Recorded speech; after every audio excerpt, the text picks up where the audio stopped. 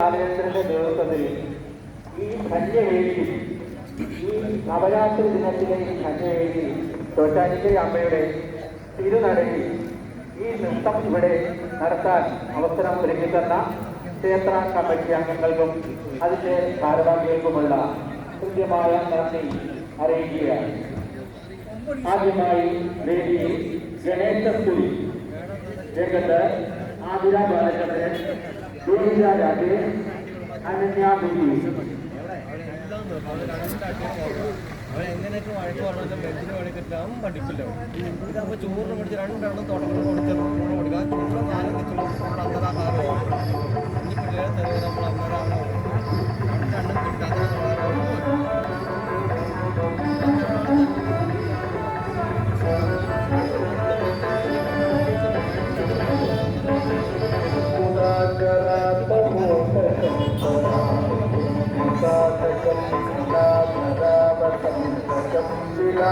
ലോകരക്ഷകം ഉദാകരാട്ടമോദകം